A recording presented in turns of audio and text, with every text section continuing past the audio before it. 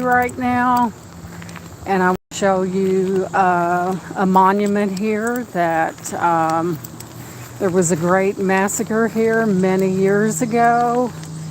And I'll turn the camera around and I'll show you the monument. So here we have the monument here. It says, "Oh, the men who died that autumn, and women and children dear who met thy fate in the wilderness, when no kind friends were near, who suffered the sting of the arrow and felt the hatchet's blow. We raise to thee this monument, our love and gratitude show." So up here are some of the people that were involved in that massacre. A lot of in the camp, it was there wasn't a lot of people there. So therefore they were kind of rendered defenseless. And here is the monument here that happened September the 3rd, 1812. This is a very large monument. As you can see, I'm going to back up.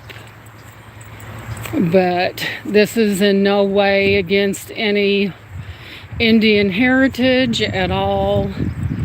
But the monument is very large in size. It goes all the way up. But anyway, this is a site where the Indians came in and there was a massacre. Here's the other side of it right here. So this was erected February the 11th of 1903. There's the Indiana State Seal right there. And as you can see, they have a lot of beautiful flowers around this. And talks about who did the erection of the monument itself. James W. Fortune, John W. Martin, Joseph Hopart, the treasurer, and W.T. Hubbard, the contractor. But this is very beautiful up here, as you can see. In spite of what happened here, it's kind of peaceful up here. And right up there on the hill is the caretaker of the graveyard. So we do have a graveyard down here. My dad is buried in this graveyard. And there's some other people that I had been around a lot when I was a child. But as you can see, it's very beautiful and peaceful up here. So we're going to walk over to the cemetery. Hopefully I'm still on. Let me see who's here. Thank you guys for coming in. Laura, Dan, thank you for coming in. But I felt like doing this. You know, the Indians, you know, their land was a very sacred and indeed it was their heritage. So I just wanted to show you that monument. I lost connection about 2 times, and we're going to walk down to the cemetery. And my dad is buried here as well as a friend of mine's grandparents. I hope everyone's having a lovely day. I wanted to get out here before it got extremely hot. And thank you guys for coming in. But looks like we need some weed eating done up here in the cemetery. Let me walk through here. So as you can see, we are approaching the cemetery. And I'm going to find the shade because this girl don't like the heat. So anyway, as you can see, you know, this is tucked back off the road. And they usually take pretty good care of it.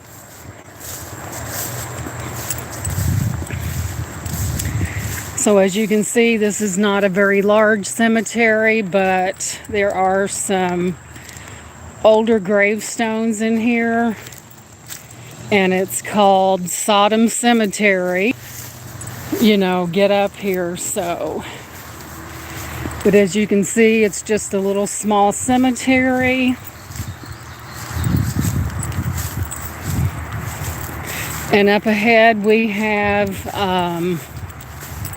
a grave site, and it's the people's name is Kelly. I spent a lot of time, a friend of mine, that was her grandparents, that when I was about in the 10th grade, I spent a lot of time there. And right there they are, and that is her grandparents. I can remember Catherine, she was an avid quilter. She helped run the little post office in town there. And Underwood is a whole lot smaller than Henryville. And over here is her parents. Their grave right there. I do remember them running the giveaway for years. They ran the post office. They were just very hardworking people. And I think she lost her parents to cancer, but I spent a lot of time at their house. They were very good people. So, you know, it brings back a lot of memories for me. You know, I think I was about in the 10th grade when I moved to Underwood. And so many memories. As you can hear the cicadas sounding off. I'm looking for my dad. So my dad, he was in the service.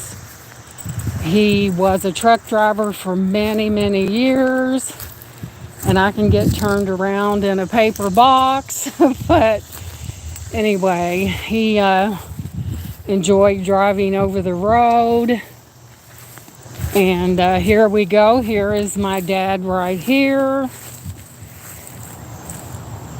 That's Charles Edward Gaither. He was in the service.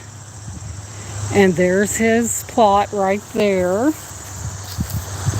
So like I said, he drove a truck for many, many years. He enjoyed seeing the countryside. He liked to read Western books. I'm finding some shade, you guys, because it's hot up in here. But yeah, it's kind of a small cemetery up here, but you know, I think everyone should pick a historic place in their state and do a video, because it's so interesting, and history is part of everyone's heritage.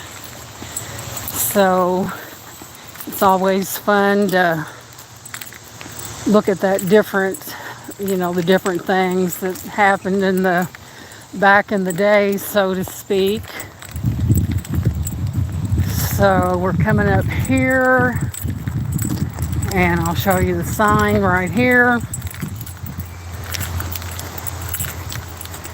And here we have that Pigeon Roost sign. And they said Pigeon Roost State Historic Site closes at dusk.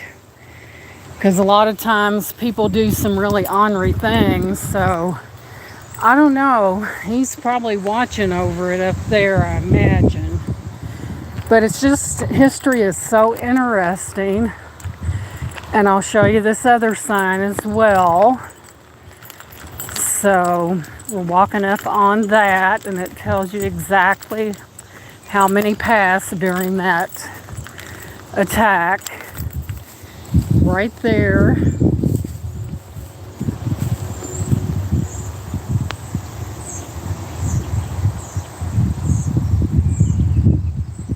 But I just imagine a lot of the dispute was over the land, because Indians are